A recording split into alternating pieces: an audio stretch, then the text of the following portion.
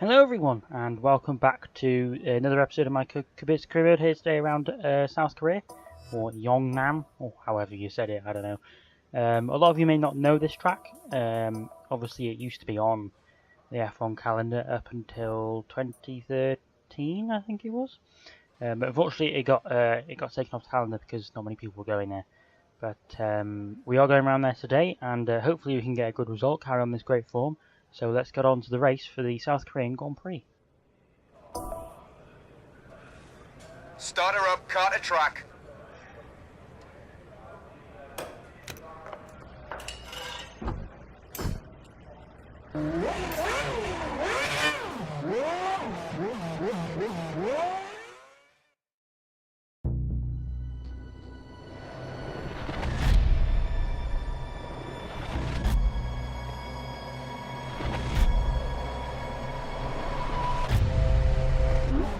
So here we are then on the grid for the South Korean Grand Prix, starting in 9th place for some reason, I don't know why.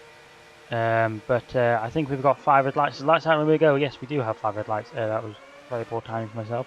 But we now have a relatively good start. I don't know where our teammate was going now, start line. But we go around the outside of everyone. I think we've gained 2 positions there from Weber and I think it was Rosberg or Schumacher. I don't know.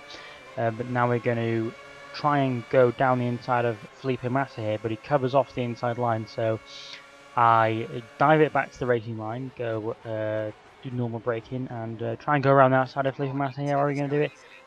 Well, I thought we were going to go on the curb there, but we managed to just about get past Massa. And that was the first few corners of the Grand Prix. Moving now to the middle sector, I think this is.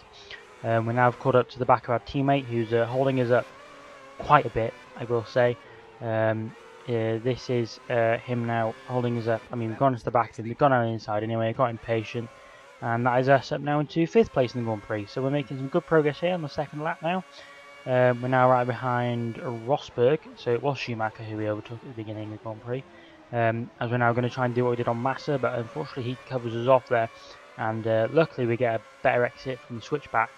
And, well, actually we didn't get a better exit, he's still there on our inside, but luckily he brakes earlier, but then he decided to let off the brakes. And unfortunately he successfully defends that position. Now cutting on to lap 3 of the Grand Prix, as we just crossed the line there. We now have Rosberg going really defensive, I don't know why, but unfortunately we got caught up on the curb there, we've lost the rear end. And now our teammate's going to go back past us here, but we're going to try and get the position back by taking into the slipstream. And now we put it up into fast. And now we are going to try and go around the outside of our teammate here. Maybe we're going to brake later than him, possibly. But Massa was trying to get involved as well, because somehow we've run it a bit deep there. We've gone off the circuit, and now suddenly we're battling Massa. I don't know where our teammate's gone. He's way back there, and now we're battling Massa from out of nowhere. And now we're going to go down the inside of Massa here into this hairpin. And that is us back up into 5th place, maybe. No, he's still there. But we've got the job done there. And, oh, ignore that. I didn't mean to spin him out there. It just happened. But cutting on to lap 4 of the Grand Prix then, we're now coming in for our pit stop. Hopefully this can be a good pit stop for us. I mean, I've not had very good pit stops over the past few races, but hopefully this can be a good one. I hope. And now coming into the pit stops now. Our teammate is in 24th for some reason. I don't know why. He must have pitted a lap earlier than me, or we've been held up. Great. 7.3 second pit stop, and now we're behind Jensen Button. Somehow he must have been held in the pit stops as well. That's very strange there. As we do a really quick pit exit there. This was the original pit exit actually, they changed it after this game, so it was really strange why they did that. I think they did it in real life as well, they changed it in real life. But anyway, good luck for the Grand Prix then, we're now right behind Schumacher. Somehow we're in 9th, assuming the back markers haven't stopped yet because they start on primes, possibly, I don't know. But going round the outside of Schumacher then into that hairpin, and we've successfully got P8 now in the Grand Prix. So we have been jumped by a few people. Obviously because our pit stop, that was a corner and a half, and now we're right behind Fernando Alonso, who managed to jump us in the pit lane, obviously because of our poor pit stop. But going down the inside here, possibly putting our nose in, running in wide there purposely, and we're now up into 5th place as we get a corner cut. Ignore that. Now cutting on to the penultimate lap of the Grand Prix then. We're now right behind Rosberg, who braked really early for some reason. I don't know why. But we're now up into P4 in the Grand Prix. And that's all that happened really, because that was the penultimate lap. Nothing much happened in the last lap. But as we come around the final few corners then, Sebastian Vettel takes the win, which is not good news for us. But we come around the final corner then to take 4th place from this Grand Prix. That's a right result, that.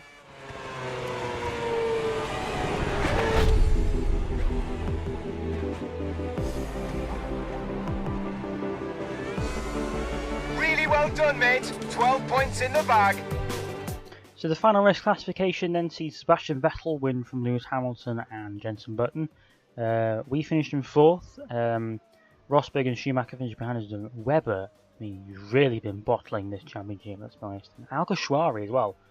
It's not bad from Alguersuari in a Toro Rosso starting 19th and finishing 8th. That's not a bad result for him anyway. I mean, Webber's had a shocking second half of the season. I mean, I really have no idea what's happened to him. Moving on further down the grid then, Sutton and Buemi round out the points, and Alonso down in 17th, and Petrov in 18th. I mean, our teammate hasn't really been the best this year, but that's just, I mean, I have no idea what happened to Alonso, but that pretty much sums up his season really. I have no idea why he has had such a shocking season, but who knows.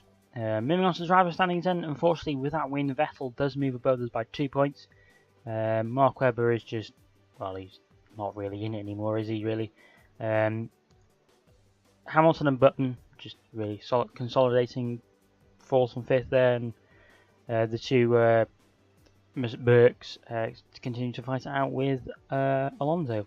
So unfortunately we've lost the lead of the driver standings, but hopefully we can get it back in the next Grand Prix. There's only 2 Grand Prix left now, and in the constructors then, well, it's a bit much wrapped up really for Red Bull, and Renault are pretty much consolidating 3rd. But if you did enjoy this episode, please leave a like and a comment. Of course, there are only 2 races left now after this, so it's getting quite close now. Subscribe for more, and I will see you all next time. Goodbye. We'll be right back.